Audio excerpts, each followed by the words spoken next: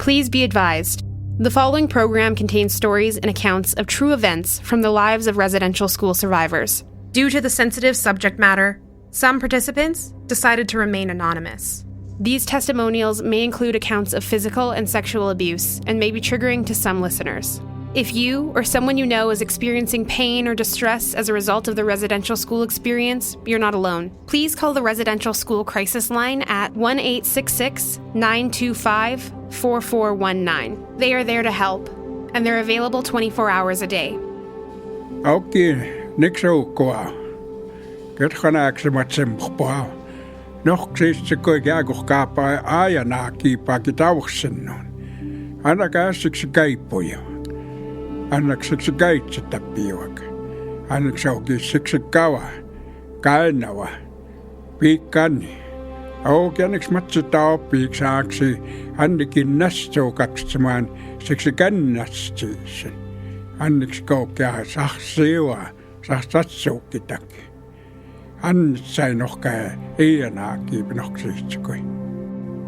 Welcome, my relatives. I'd just like to acknowledge the land that we reside in, the land of the Blackfoot-speaking nations, the Siksika, the Kainawa, Pagan, and also after Treaty Number 7, we also acknowledge Stony Nakoda and Tsutina, a rightful acknowledgement of the people and the land that we reside in. This is Survivors, an 8-episode podcast made in partnership with CJSW and the Department of Canadian Heritage, providing insight into the lived experience of residential school survivors and their families. The residential school system ran across Canada from 1883 to 1996. Throughout its lifetime, over 150,000 Indigenous children were removed from their homes, stripped of their cultures, and forced through a system created to destroy their senses of identity. The lasting negative impact of the residential school system continues to devastate communities of survivors. My name is Cameron Seifert. I'm a Métis individual studying the topics of sociology and international Indigenous studies at the University of Calgary. Uki. Hello, my name is Grace Heavy Runner. My Blackfoot name is Buxiganaki. I am from Gana First Nation, Alberta. I am a residential school survivor who attended the St. Mary's Residential School, which operated from 1898 to 1988. This is my story, but also the story of many.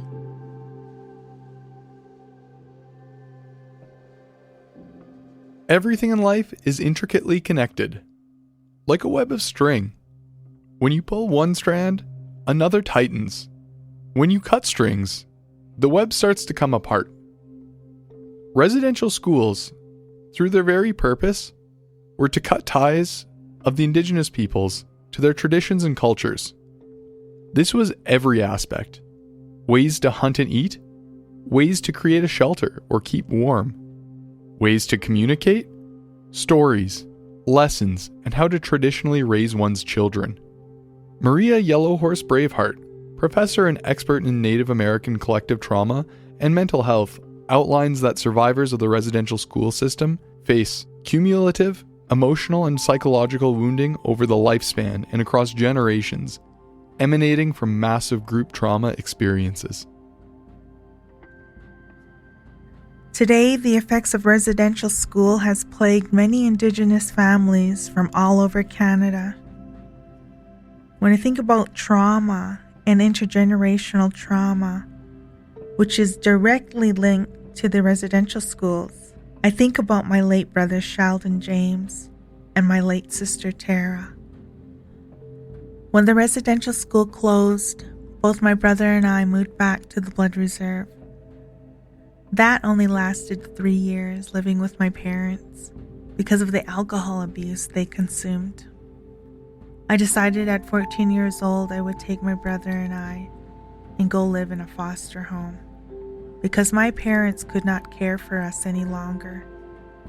Alcohol was accepted and was the norm, but it was also a deadly fate for many. I lost my baby sister who didn't attend residential school, but died at the age of 18 in a car accident, and alcohol was involved. I lost my brother due to an overdose in 2008.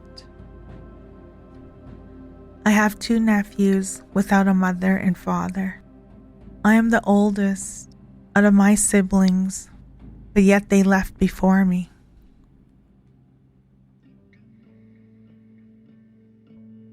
Okay, nastuna danaga natuyiki numoto to kanawa. So hello, my name is Cheyenne or Natuyiki, which translates to holy whistle in the Blackfoot language. I remember learning about these schools when I was about 5 or 6 years old. We had just moved from the city of Calgary to the Blood Tribe Reserve. My grandmother was working at a daycare that was set up in one of the old residential schools, and I had never seen a building like that, so I was kind of shocked by what it was. I started asking my mother lots of questions. I was a very precocious child, so maybe some of the questions I was asking her, she wasn't really ready to tell me those stories at that time, but she always tried to give me like age appropriate stories and kind of like give me an understanding of what those schools were. She told me that my grandmother and my grandfather had both attended those schools when they were younger, and that she also went to day school, and kind of explained that they were taken away from the culture and taken away from their families for a time, and just that it was really an effect on how they were today, and kind of tried to explain that was why my grandparents maybe did things the way they did sometimes, or were the way they were. The Indigenous family is large and made up of many members, filling many roles. This was not the image that Canada was interested in. When John A. Macdonald talked about keeping children from parents, it was only the beginning. Things falling outside the colonial image were not going to be allowed. In 1921, aspects of everyday life were outlawed. Dancing, ceremonies, and even the movement. Deputy Superintendent of Indian Affairs, Duncan Campbell Scott, made the government's position on Indigenous life very clear. It is observed with alarm that the holding of dances by the Indians on their reserves is on the increase. You should suppress any dances which cause waste of time, interfere with the occupations of the Indians, or encourage them in sloth and idleness. You should also dissuade, and if possible, prevent them from leaving their reserves for the purpose of attending fairs, exhibitions, etc.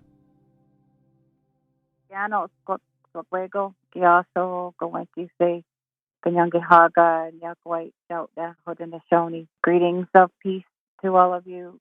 My Mohawk Bear clan name is Goenkiuse. I come from Mohawk Nation, comes from the bigger Haudenosaunee Confederacy.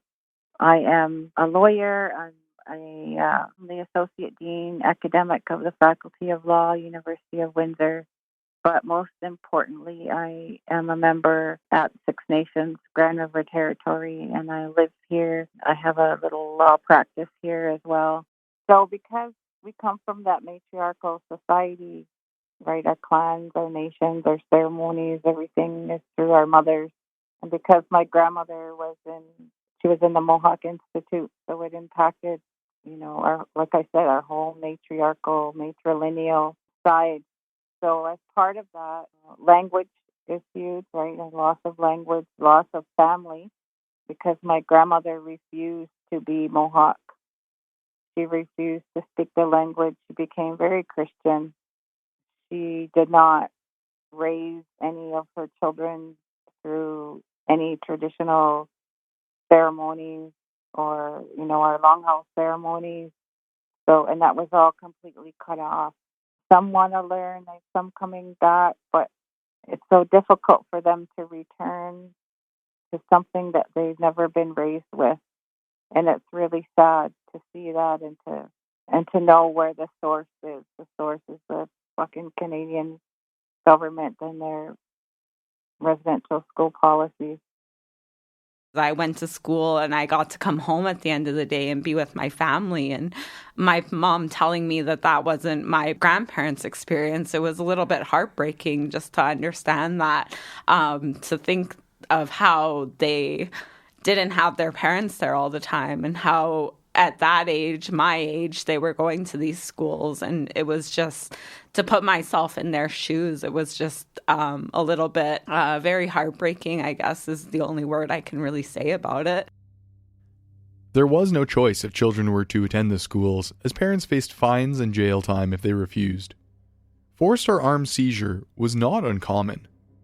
One key factor being that until 1960, Canada's First Nations people were not considered full citizens, and thus were wards of the state. As generation after generation was forced through a system designed to assimilate and enfranchise, the damage could be seen. The removal of children damaged whole communities. Every child was a son or daughter, niece or nephew. Every child was a vital, important aspect in the Indigenous family unit. The removal of children was a grave offense to the parents, or any other adults, who at the time were deemed too old to learn or be of any use to the new Canadian civilization. From then on, every generation that was sent after the next would grow up further removed, placed in an institution which was worlds away from where they came from, the ways of their families, their identity. We were fortunate enough to get a chance to speak to creative writer and Indigenous author Judy Everson. Growing up, my dad he did all kinds of jobs because, again, he only had, I think, a grade 3 or 4 at the most, maybe even a grade 2 level of literacy and for schooling. He would be a truck driver to feed us. He would be a construction worker and mechanic and business owner. He would do what he could just to help. One of the moments that I best remember that I had to do with my dad was when my niece and my kids, later in the years, they would always say, Grandpa, Mashom, I love you. And he would just nod and then smile. And they kept on him saying, I love you. And then finally he says, I love you. And it just, warmed my heart so much. And then at the same time, it broke it because I never got those words that my nieces and my kids got. And I felt so overwhelmed, I guess you would say, but I also felt so full of love because I knew my dad loved us all. Roughly 40 years after the outlaw of Indigenous dancing and celebration came the 60s scoop. Despite the name, the practice took place starting in the 50s, and it has been argued that the process has never ended. It was a systematic and forceful removal of children from Indigenous families into foster care. The nuclear Christian family was the ideal to the powers that be. Those ideas did not translate directly onto the Indigenous traditional ways of life. For example, because of a difference in value of personal effects, many of the children taken from families had only been considered poor, but otherwise providing for their children. A specific example was the idea of food. Someone may not have a stock of food at home when they rely on hunting. This sort of behavior was not in line with the Canadian ideal, though. Tens of thousands of children were taken from their parents. This practice was a direct extension of the goal of the residential school. The majority of Indigenous children were dispersed among settler, non-Indigenous families. Many of the adopted were chosen out of catalogues of Indigenous children. Looking again at the words of Charles Angus, the department believed that moving children into foster care could eradicate Indian identity more effectively and cheaply than maintaining the residential schools. My grandmother ended up in a violent relationship in an addicted, alcoholic home. My mother was raised with that. Fortunately, my mother married a traditional man, which is why I am the way I am, that I was able to be raised that way. My mom made a conscious choice to not want to live that way, but there was still impacts of violence and abuse and sexual violence. The problems of education in the residential school system, failing to provide the skills and training needed to compete against the public school system, are plentiful. This was not the only problem. For many students, the life training skills just were not there. The lack of care and effort that went into teaching the children of the residential school system did not provide properly in the ways of teaching aspects such as parenting skills and abilities. Combined with the fact that the students were specifically taken and kept away from their homes, which completely removed the family from the equation, the result for many were a mire of compounding hurdles upon leaving the schools. It was common for someone to leave the school without any idea what was next. Many carried scars that were physical and mental. The abuse that was received throughout the life of the residential school system was brutal, and the effects were lasting. So many children that left the schools faced intrusive thoughts and memories along with nightmares brought on by the institution. Behaviors associated with disassociation were common. My parents split up when I was 5. My dad remarried, and my mom, being a single parent, she herself didn't know how to be a parent. This is where we really felt the struggle, was living with a parent who was in the residential school in an era that was still run by the nuns and the priests. And we were the first generation that didn't go to the residential school when the nuns and priests were there, because by that time, the reserve took over. So it was totally different. But it's not to say that we didn't feel those effects, because we did, because we were raised by the parents that had no parenting, that were abused in all shapes and forms, especially the sexual abuse is a very delicate thing that we still deal with today. Many parents who provided for their children as the government intended still felt the effects of growing up in an institution. It is common for families who have been affected by the residential school system to have a difficult time showing warm emotions or displaying physical affection like hugging one's children. Consultants who are working with the Assembly of First Nations, a political organization dedicated to the advocacy of First Nations issues, found near the end of their residential schooling that the survivors of the Indian residential school system have in many cases continued to have their lives shaped by the experiences in these schools. Persons who attended these schools continue to struggle with their identity after years of being taught to hate themselves and their culture. The residential school led to a disruption in the transference of parenting skills from one generation to the next. Without these skills, many survivors had difficulties in raising their own children. In residential schools, they learn that adults often exert power and control through abuse.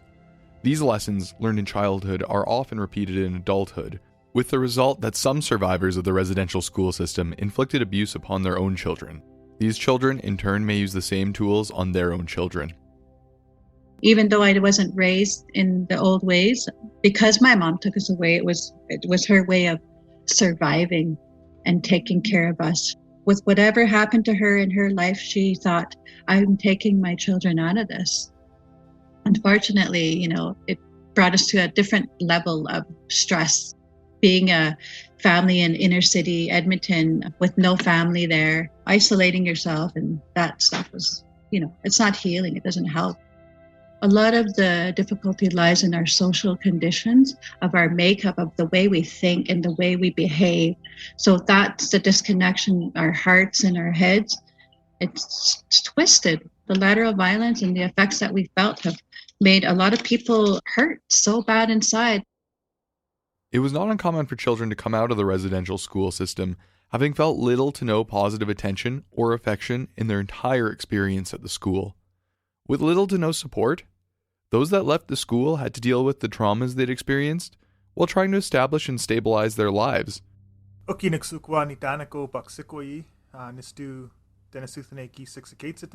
name is Gits Crazy Boy. I am Blackfoot and Dene.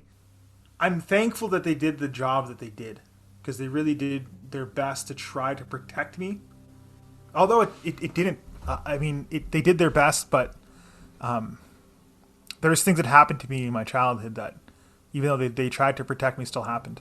And but I am thankful that they did try. It's just different. Like, this whole thing is degrees for people.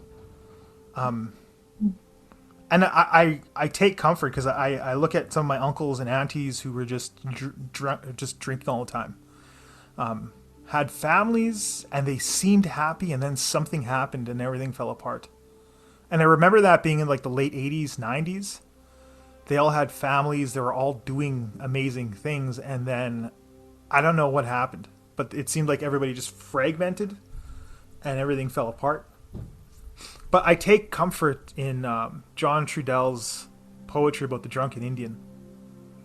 And the drunken Indian made way for a lot of things, a lot of resiliency. It broke ground for like freedom fighters and water protectors. And the way that John Trudell frames the drunken Indian is the person who had their culture essentially ripped from them and was told to be this assimilated person, but in an act of rebellion, they didn't want to be that anymore. They didn't want to be this thing that these white people wanted them to be, this assimilated human being. And they didn't want to be this, and they didn't really know how to retrace or reconnect in a healthy way back to their culture and their identity. And maybe it wasn't there for them because some of these communities got really heavily colonized. So they chose that other path, which was like, I'm just going to drink. I'm just going to be this thing that is neither anything. I'm going to be this person. And in that act of rebellion, they were able to do things that normally we wouldn't really see. Then I went to residential school, like my parents, to my siblings, to me. So the trauma continued. Then it continued to my children. It affected them, but they didn't go through the trauma and all that. But still, they were victims of it because my parental skills and my lifestyle was not, healthy. June 11th, 2008, then Prime Minister Stephen Harper offered an apology to the students of the residential school system. The apology included a note of the removal of children from parents. We now recognize that it was wrong to separate children from the rich and vibrant cultures and traditions, that it created a void in many lives and communities, and we apologize for having done this. We now recognize that, in separating the children from their families, we undermine the ability of many to adequately parent their own children, and sowed the seeds for generations to follow. This apology was received to mixed response. Some felt that the apology was well spoken, a positive first step forward for the government. Many felt otherwise, that the apology was hollow and an empty gesture, which was a way to fall back on empty words. Aside from the policies that followed, the origin and sincerity of the apology have come into question. The apology was nice, and that was a good step by Stephen Harper to do that. I will commend him on that and his work in doing that, because it helped to heal a wound. It gave presence to the situation. It made it a situation that was worth listening to for Canadians. And I think that that's a role that government also has, is to reach Canadians and to have them listen to our stories through education, I think, is that's where the reform is going to happen, is through education and through listening and just respect for each other. These effects are so far reaching, and I can't even really start to understand how much of an effect it's had on my life even before I was born. This apology, the studies, and programs that followed were an opportunity for the government to step up and make an attempt to correct the crimes of the past. This held the potential for programs to work with Indigenous communities and help them reclaim some of what they had taken away. Unfortunately, the results just are not there. Less than a decade later, despite making up just 7.7% of the total population, in 2016, 52% of the children making up the foster care system were Indigenous. This amounts to more than 3 times the number of children that were enrolled in the residential school system at its peak. Where that acknowledgement of all of the losses and all of the hurts, all of the impacts, our young people are having to see it and feel it and know that it has existed, and also trying to figure out how to survive in this world today. And all I can say is to know who you are, know where you come from, know your land, and know your history, your family history, and things in the past that have had an impact on your own families, and to heal to understand relationships to language and land and ceremonies, and because that's our strength. There's a world of addictions and those things that have been used to help cover up our hurts and pains, and I think knowing how to deal with all of that is difficult today, but also I think it's coming to terms with knowing who you are and the strength of being an Indigenous person and the strength of who we are and where we come from. The amount of overrepresentation in the foster care and justice systems reflect the attitude of colonial supremacy and the hurdles, unjust, racist laws put in place by the government to dominate, control, and eliminate Indigenous people and culture from this country. Many of the effects of these old residential school methods can be felt with a blistering severity today through both direct experience as well as the plethora of examples of antagonistic bureaucracy, doublespeak, and disingenuous treatment that continued after the schools to the present. Reports have recommended that keeping the family together as much as possible, as well as introducing policies sensitive to the legacy of the residential school system in the current education system, are extremely beneficial to Indigenous children with a familial connection to the residential school system. Further education of Indigenous culture in the classroom, inclusive cultural events, and courses improve performance and retention of knowledge in students who have been affected intergenerationally. Unfortunately, pushback remains. In October of 2020, documents were leaked which included recommendations by the United Conservative Party of Alberta to remove all mention of residential schools until after grade 4, with a further note to wait until grade 9 when the children were more mature. The irony, of course, lies in the fact that the average age of a child in grade 9 is 14, while the ages of mandatory attendance in the residential school system were from ages 7 to 16. The Premier, Jason Kenney, responded to accusations that the provincial government was trying to hide its dark past and clean up the image of its history by attacking the credibility of those questioning the notes, as well as making vague statements that call back to the empty doublespeak of the past. I want to have it all out so that we can start healing as a nation, as a community, and come together. And I'm hoping that our leaders will find some common ground to understand us, to understand what not only our generation that was in residential school or day schools, but where we actually come together to heal together and just to be really on the same page. Because even though they say they understand, they know, they this and that, no, they don't. They haven't been through it, because it not only hurt the people that, the generation, like I said, that went to residential school and day schools, it's hurting like 2 generations past, my generation and my children's generation. Okay, Anniko Kakenskasmin Institute to Siksika Nation. My name is Clarence Wolflake Jr. People call me Skip. They call it the Ganetapik song, the all people song, and it actually originates from the Blood tribe. We all kind of learn this song. It's like the first honor song we all learn. If somebody tells you, can you sing a song for these people, these students that are graduating? Can you sing a song for a person that we're honoring?